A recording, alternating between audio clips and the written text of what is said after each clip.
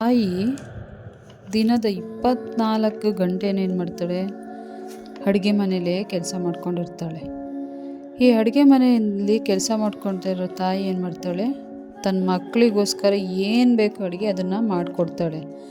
ಆದರೆ ತಾಯಿ ಹೆಣ್ಣು ಮಕ್ಕಳಿಗಿಂತ ಜಾಸ್ತಿ ಗಂಡು ಮಕ್ಕಳ ಮೇಲೆ ಅವರಿಗೆ ವ್ಯಾಮೋಹ ಜಾಸ್ತಿ. ಅವ್ರು ನೋಡ್ಕೊಳ್ಳಿ ನೋಡ್ದಲೇ ಇರಲಿ, ಅವರಿಗೆ ಗಂಡು ಮಗು ಅಂದರೆ ತುಂಬಾ ಪ್ರೀತಿ. ಹೆಣ್ಮಕ್ಳ ಬಗ್ಗೆ ತುಂಬಾ ತಾತ್ಸಾರ ಅವರಿಗೆ. ಇವಾಗ ಏನಾಗುತ್ತೆ ಅಂದರೆ, ಮಗ ಏನು ಮಾಡ್ತಾನೆ ಅಂದರೆ ಓದ್ಬಿಟ್ಟು ಅವನು ಬೆಂಗಳೂರಿಗೆ ಕೆಲಸಕ್ಕೆ ಹೋಗ್ಬಿಡ್ತಾನೆ. ಹೋಗ್ಬಿಟ್ಟು ಈ ಕಡೆ ತಂದೆ ತಾಯಿನ ಅವ್ನು ಮರೆತು ಬಿಡ್ತಾನೆ. ಅವನಿಗೆ ಕೆಲಸ ಆಯಿತು, ಅವನಿಗೆ ಜೊತೆ ಇರೋ ಫ್ರೆಂಡ್ಸ್ ಸರ್ಕಲರ ಆಯಿತು, ಅವ್ರ ಜೊತೆ ಏನಾಗ್ತಾನೆ ಚೆನ್ನಾಗಿರ್ತಾನೆ.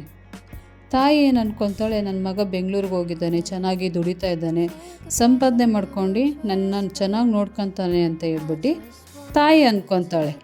ಆದರೆ ಮಗ ಮಾಡೋ ದೊಡ್ಡ ತಪ್ಪೇನು ಅಂದರೆ, ಇಲ್ಲಿ ತಂದೆ ತಾಯಿನ ನೋಡ್ಕೊಳೋದಕ್ಕೆ ಮಗ ವಾಪಸ್ ಬರೋದಿಲ್ಲ. ದುಡಿಮೆ ಅಂತ ಹೇಳ್ಬಿಟ್ಟು ಏನು ಮಾಡ್ತಾನೆ, ಬೆಂಗಳೂರಲ್ಲೇ ಸೆಟಲ್ ಆಗಿಬಿಡ್ತಾನೆ.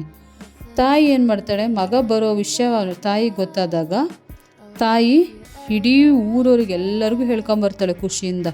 ನನ್ನ ಮಗ ಬೆಂಗಳೂರಿಂದ ಬರ್ತಾ ಇದ್ದಾನೆ ನನ್ನ ನೋಡೋಕ್ಕೆ, ನನ್ನ ಮಗ ಬರ್ತಾ ಇದ್ದಾನೆ ಅಂತ ಹೇಳ್ತಾಳೆ ತಾಯಿ.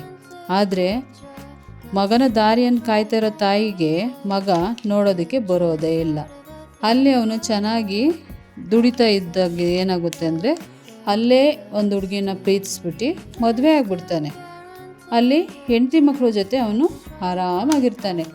ಇಲ್ಲಿ ತಾಯಿ ಪಾಪ ತನ್ನ ಕಷ್ಟವನ್ನು ಮಗನಿಗೆ ಹೇಳ್ಕೊಳೋದಕ್ಕಾಗ್ದಲ್ಲೇ ಬರೋ ದಾರಿಯನ್ನು ಕಾಯ್ತಾ ಏನಾಗುತ್ತೆ ಅಂದರೆ, ತಾಯಿಗೆ ತುಂಬಾ ವಯಸ್ಸಾಗಿ ಏನಾಗ್ತಾಳೆ, ತಾಯಿ ಮುಂದೊಂದು ದಿವಸ ಸತ್ತೋಗ್ತಾಳೆ.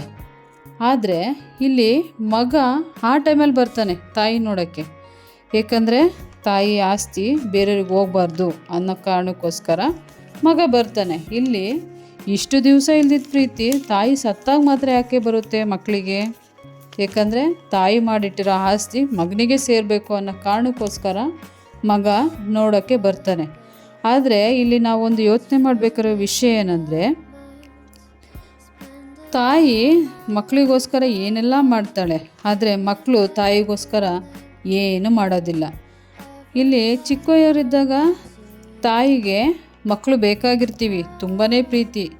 ಆದರೆ ನಾವು ದೊಡ್ಡವರಾಗಿ ಬೆಳೆದಾಗ ನಮಗೆ ತಾಯಿ ಬೇಡವಾಗ್ತಾಳೆ. ಏಕೆಂದರೆ ಇದು ನಮ್ಮ ದೇಶದ ದುಸ್ಥಿತಿ. ಆದ್ದರಿಂದ ನಾನು ಎಲ್ಲರಿಗೂ ಹೇಳೋದು ಅಂದರೆ, ಇರುವಾಗಲೇ ತಂದೆ ತಾಯಿನ ಚೆನ್ನಾಗಿ ನೋಡ್ಕೊಳ್ಳಿ. ನಿಮಗೆ ಈ ಕಷ್ಟ ಆಗಿರ್ಬೋದು, ನೀವು ಎಲ್ಲೋ ದೂರದಲ್ಲಿ ಕೆಲಸ ಮಾಡ್ತಾ ಇರ್ಬೋದು, ನಿಮಗೆ ಬಂದು ಹೋಗೋದಕ್ಕೆ ಟೈಮು ಇಲ್ದಲೇ ಇರ್ಬೋದು.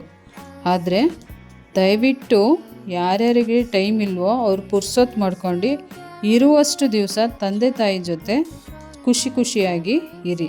ಏಕೆಂದರೆ ಒಂದು ವಸ್ತುನ ಕಳೆದೋದ್ರೆ ಬೇಕಾದ್ರೆ ತೊಗೊಂಬರ್ಬೋದು ನಾವು ದುಡ್ಡು ಕೊಟ್ಟು.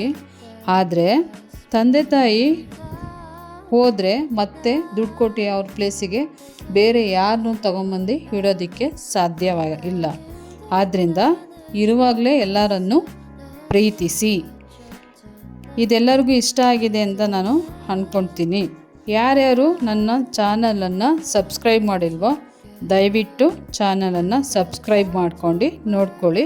ಮತ್ತು ಲೈಕ್ ಮಾಡೋದನ್ನ ಮರಿಬೇಡಿ, ಹಾಗೆ ಕಮೆಂಟ್ ಮಾಡೋದನ್ನ ಹೇಳಬೇಡಿ. ಏನಾದ್ರು ತಪ್ಪಿದರೆ ದಯವಿಟ್ಟು ಕಮೆಂಟ್ ಬಾಕ್ಸಲ್ಲಿ ತಿಳಿಸಿ ಅಂತ ಎಲ್ಲರಿಗೂ ನಾನು ಕೇಳ್ಕೊಳ್ತೀನಿ.